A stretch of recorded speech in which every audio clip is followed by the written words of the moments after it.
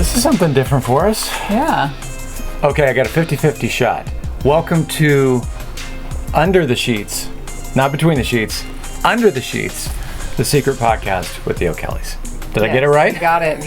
From Double-Breasted Key, our favorite anchorage. Yeah, it's got to be at least in my top 5. It is absolutely fantastic here, and we've got it pretty much all to ourselves. There's a couple of the boats here a little while ago. They left too. Today on the show, what are we going to talk about? We are going to talk about what we are looking forward to in the States. Mm-hmm. We are headed up there at some point. We are having a hard time leaving, waiting for a good weather window. Yeah, it's hard to tear ourselves away from this spectacular spot, but the States are calling. We're running out of food. What else are we going to do? We got some great viewer-listener questions that we're going to answer this week. If you want to send in a question, you can go to sailclarity.com/podcast, is it? Mm-hmm. And you can just email us a question. We would love to respond to it there. Yeah. Yeah. We'll email you back, but we could be talking about it on our little show here, too. All right. So, what am I looking forward to in the States? I'll tell you, the number one thing is seeing my family, our friends, but namely our 7 nieces and nephews who range from 6 weeks old to 14. And our moms, and just that's the top of the list for me. What about you? I'd say that that's one of the hardest parts about cruising is not seeing the friends and family.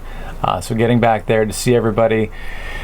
Also, another thing that I really love and appreciate about the cruising lifestyle, is that it's challenging, right? Everything's a little bit more difficult to get your food, to get your water, to generate your own electricity. You're always thinking about these things as primary concerns. And then you go back to the States, you go back to civilization, and it's just magical. I mean, you turn that tap and the water just keeps coming out, and there's no pump running, and there's no electricity being used to generate to make that water. So all those conveniences, the shower that just keeps coming and coming. It's weird. It's weird. It doesn't take long to get used to it, though, which is interesting. After a week or two, you're just back in. Oh yeah, I'll just go to the store and pick up some food. And but don't you always feel like when you're using water, you're like, okay, I can turn it off. That's true. I mean, I know it's still endless, but I feel a little bit of that. Like, let's conserve it. Yeah. Which is a good thing. Absolutely, the habits stick with you. Yeah. Another thing is moving around so fast. We still have a truck. It's a pretty cool setup, actually. It's a Toyota Tacoma. And then we've got what's called a flip pack. It's this, it's a tent on top of the camper that flips up. Like an accordion. It's like an accordion. You don't have to set it up. There's a mattress in there. It's really cool. And then Nick built some really cool shelves and flooring. So, I mean, you just land somewhere, pop it up, and pretty much go to sleep right there. Absolutely. It makes the sailing thing seem so much more difficult. Yeah. I mean, an RV or a little camper like we've got, hey, you want to go someplace? It doesn't matter what the weather's doing, really, as long as it's not raining. I mean, last year in Washington, or 2 years ago now, we pulled off the side of the road because there were no campgrounds. Yeah. It was just BLM, and we literally just drove. It's a 4x4, so we okay, this looks flat. Yeah. That was cool. Yeah, we've had 2 previous RVs that were, I guess, fancier. Maybe we can show them a picture of Bertha, and what's the name of our Airstream? Just the Airstream. I don't know, the Airstream. But those were like full-on RVs, and they were kind of fancier, and you couldn't take them off-road very much, which was limiting. So having this 4x4 where we can just kind of make our own, well, we don't make our own tracks. We don't go burn through the forest messing things up. But you can definitely go off-road with it. Yeah. That's really cool. So having a vehicle going faster than 10 miles per hour. And of course, I'm really looking forward to being able to buy whatever fresh food whenever I want. And I know I'm going to appreciate that, have salads every day. Yeah. It's going to be really cool. Yeah, last year I flew up to Miami to meet my brother.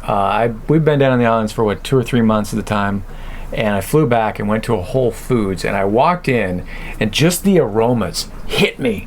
It was just like all that fresh food is available, and it's relatively inexpensive. I mean, even the fancy grocery stores back in the States are cheap compared to getting stuff here. That, I mean, that's the thing about the States is the variety that you can get. I mean, it's, you learn to live with simplicity, which is really wonderful in itself. Yeah. But then it's like amazing to see what you can get.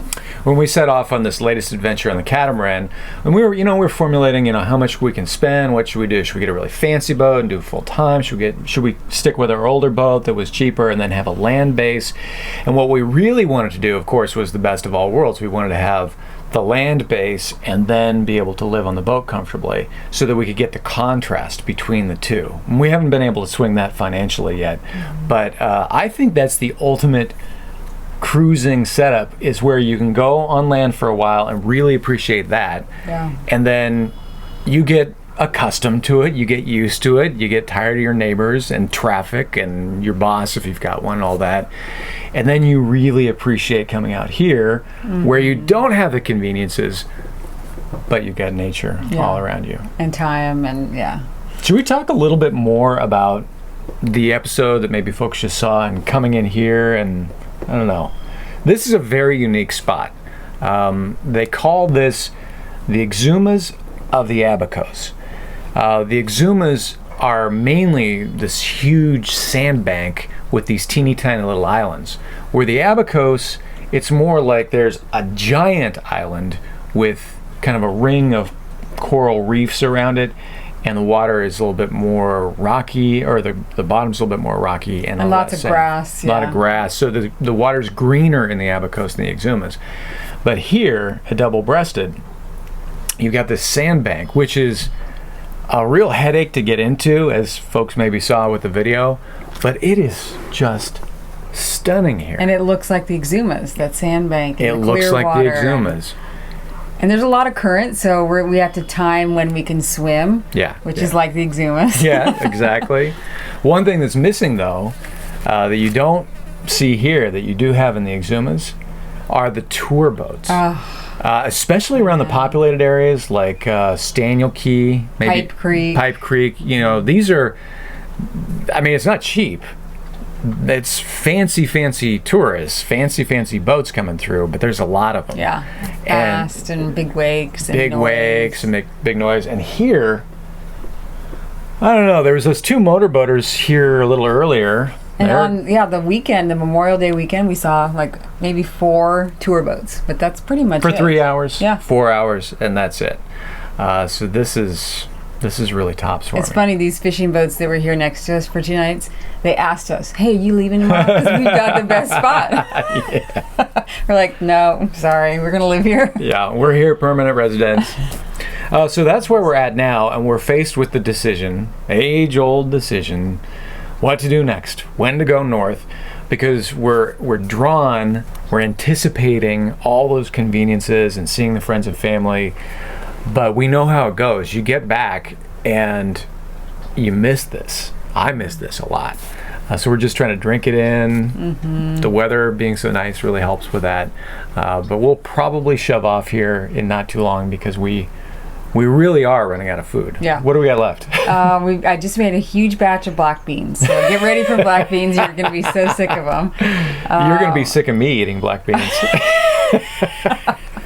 We have, a few cans of other things and some flour tortillas. Well, we can make corn tortillas. That'll be a staple.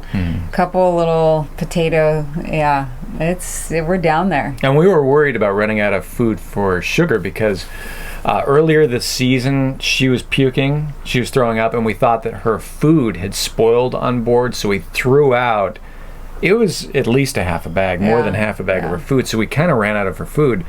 But our good buddy Dale stopped by on his way back to the States, and he has a puppy dog, and that was so nice. Thank you, Dale. Thank you, Dale. You saved us. Yes. Yeah.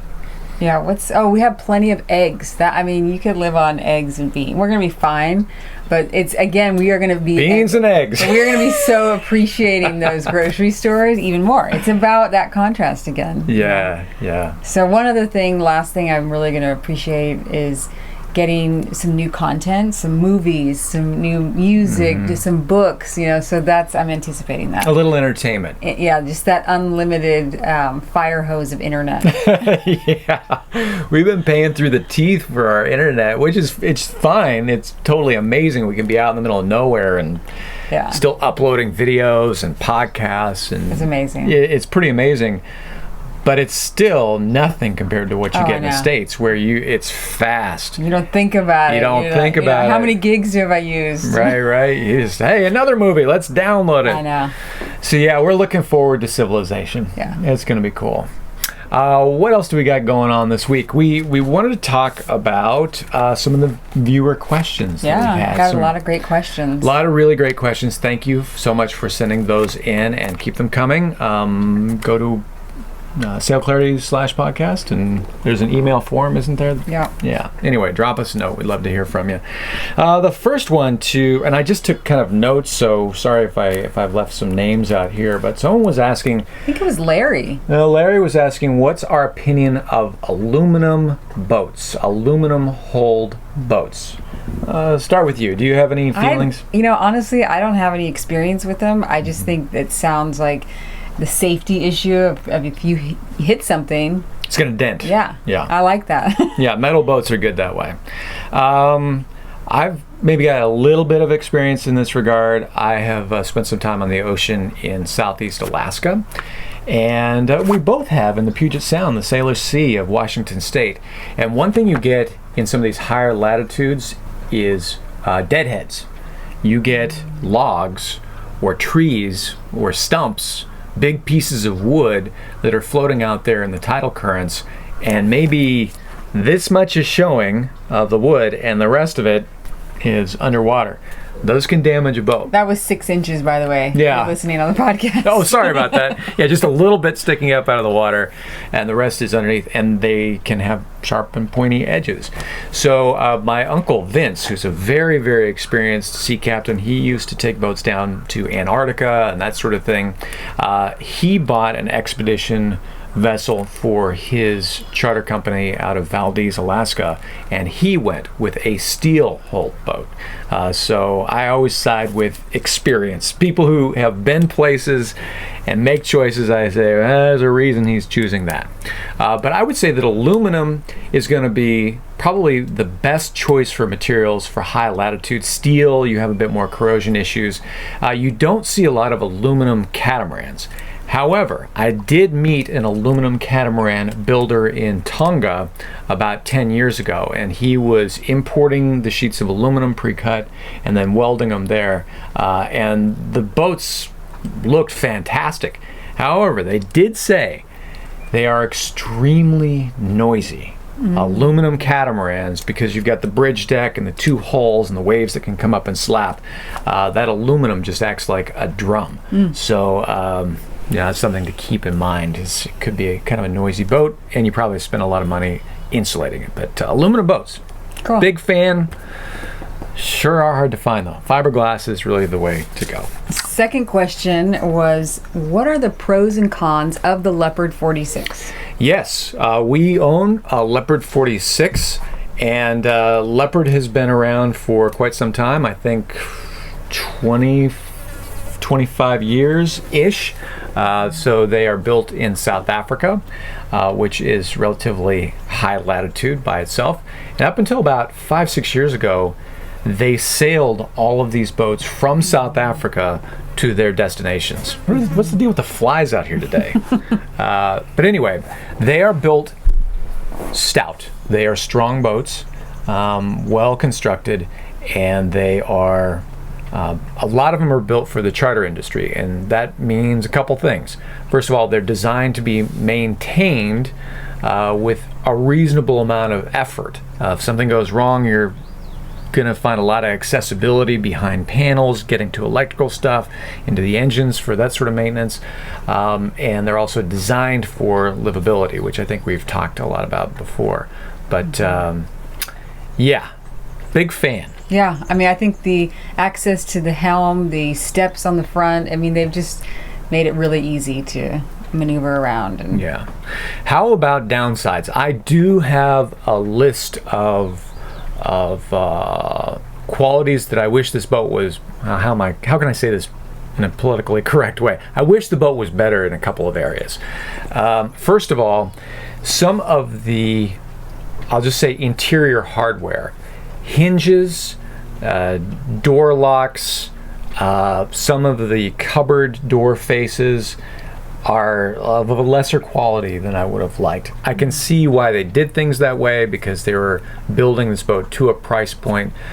But yeah, some of the stainless steel is a little bit rusting. The shower fixtures the mirrors. Mirrors, there's a bit of corrosion.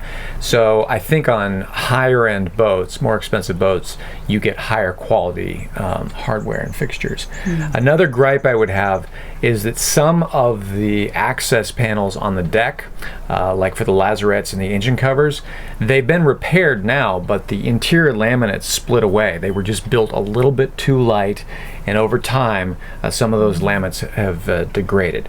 This boat was designed by Gino Morelli of PlayStation fame. They also designed for HH and gunboats. So it's a real light design for what it is, but in some cases, you've got some of those fiberglass issues. Any other downsides you can think of? I really can't. I mean, I don't know if there's hinges on some of the lazarettes that you had to replace as well. Like what are the gas powered? Some of the gas lifts, that aid in getting the lazarettes to go up and down. I'm not sure that's a Leopard issue. That could be a supplier issue, but I got one more gripe. This is kind of a big one. You know what it is. I'm staring at it right now. Oh yes, the davits. Yeah. Maybe we can shoot some video of the actual setup. But there are small winches to raise the dinghy, which with the engine ends up weighing, I think, close to 320 pounds.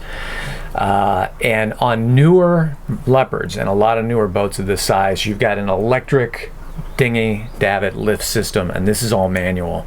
And so arms, shoulders, getting a workout in those hands. Otherwise, you're cranking with a little winch handle. So yeah, my hands are too, I guess, small and delicate to actually hold that rope. Yeah. I don't know. I mean, I can do it with the winch handle, but Nick ends up doing most of it. It's a good workout. I need the workout, believe me.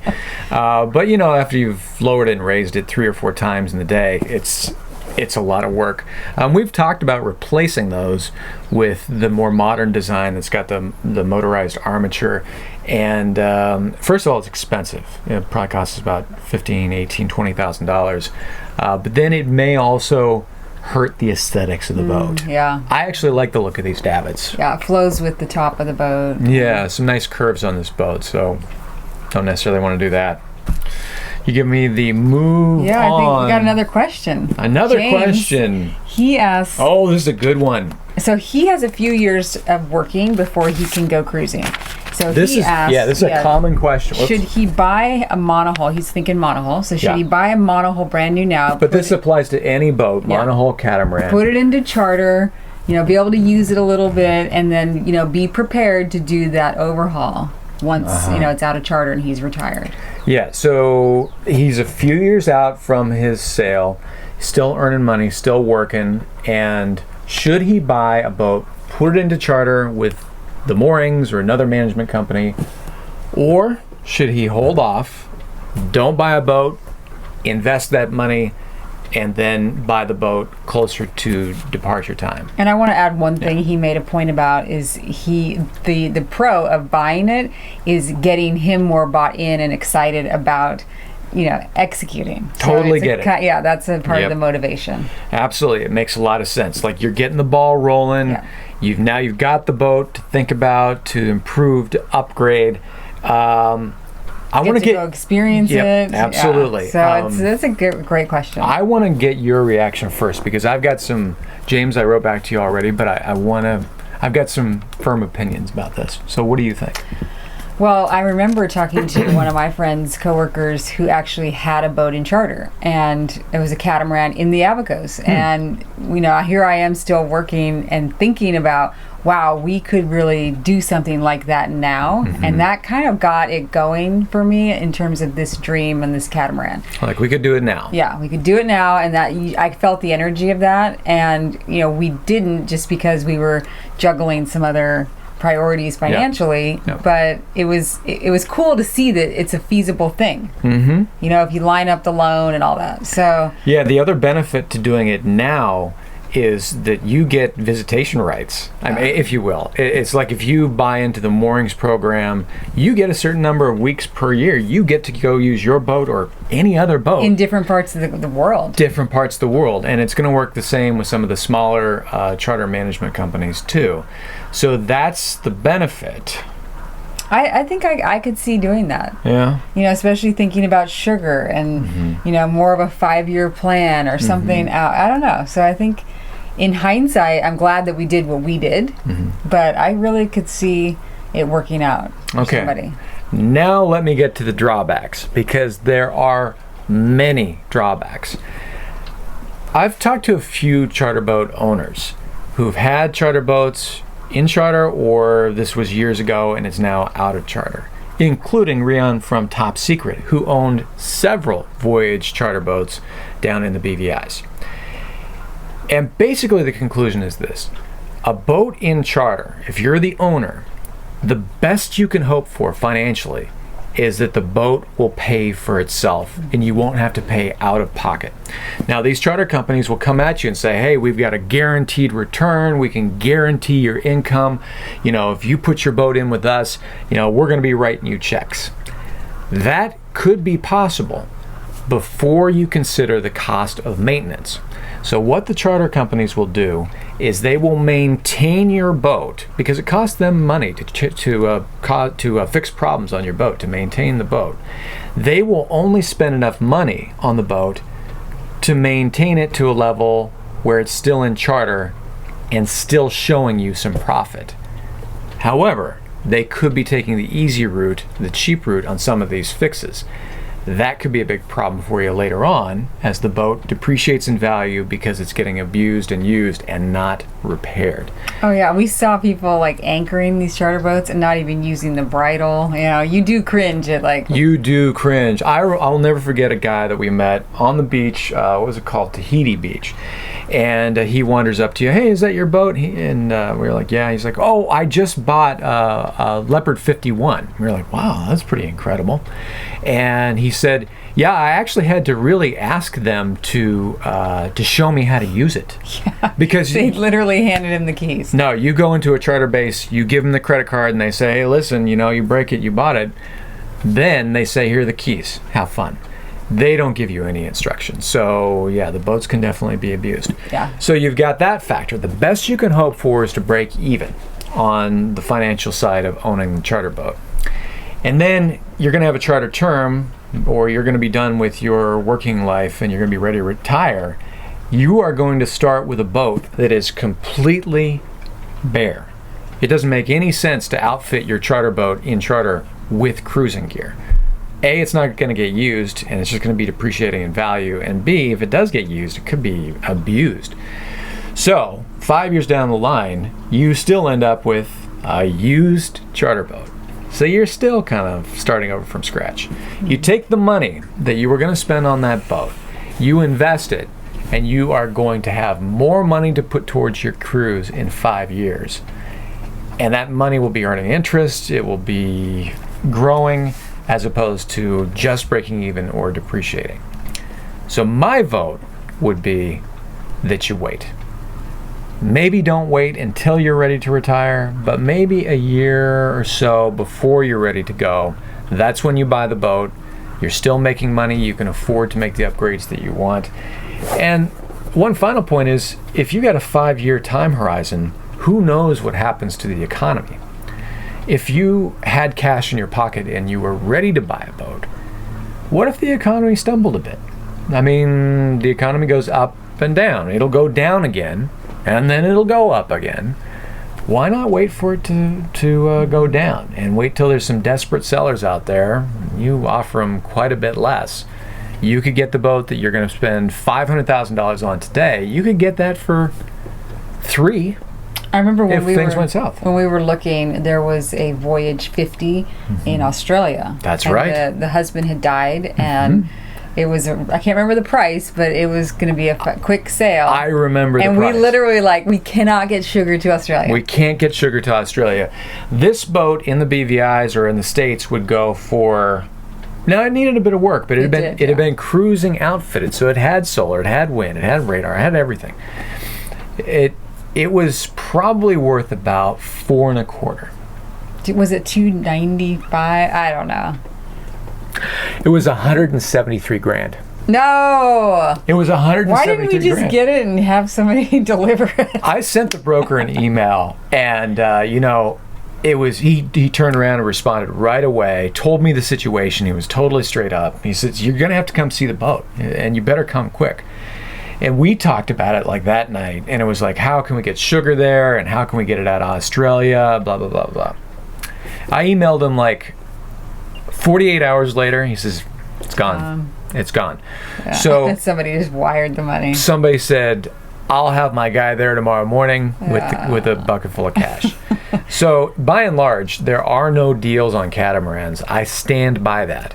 But every once in a while, there is a fire sale. Because wasn't there another like leopard on the west, or it was the east coast of Florida, that came and went real quick too, that we found on catamarans for sale.com or something? Just catamarans. Yeah, it was another one where it's like, that sounds vaguely familiar. If you do watch all those things and you're ready to pounce, I mean.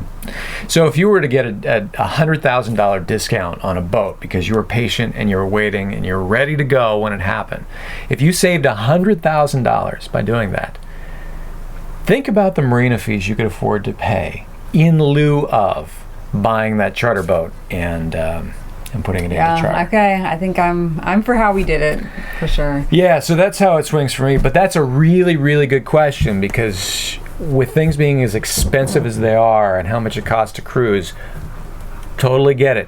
Not a lot of people can just walk in and say, here's my $1 million, I'm ready to go. A lot of us have the dream, we're working and saving, and then we buy the boat and go. Yeah. So maybe wait and see, do a few charters around the world, just pay out of pocket for them. And that's another thing that's good maybe about not buying a boat but then chartering, is you could charter a few different boats, and you could really get firm about what you want.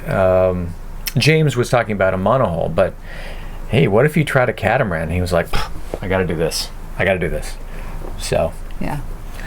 Anyway. Well, cool. Well, thank you so much, everybody, for listening and maybe watching if the cameras all work. Yeah. You should see this setup we've got going. The cameras keep losing battery juice, so I don't know. But we are hitting our slack tide here. Yeah, we gotta jump in this water. It is amazing. I know. Here. The wind has died. The people have gone. It's really, really fabulous. Our time. I just wish people could come out and enjoy it with us. Yeah. That'd be so cool. Anyway, next time we'll probably be talking about passage preps. It's kind of sad. I don't really want to go. Yeah. But like we said, it's drawing us north. The States, the conveniences. The lack of food. The lack of food. And one last thing, we are excited to get on land, get to gyms, yoga classes. That's right. Just a little more biking. A little running. Just variety in the physical exercise too, that's exciting. I think it'll take us about 48 hours and we'll be missing what we've got right now. We'll be watching these videos too, going, All right, that's it for another episode of Under the Sheets. I shouldn't even be allowed to say it. It's not between the sheets, it's under the sheets. Thanks for watching, everybody. We'll see you next time. Thanks for listening. Listening too. Okay. See you next time. See ya.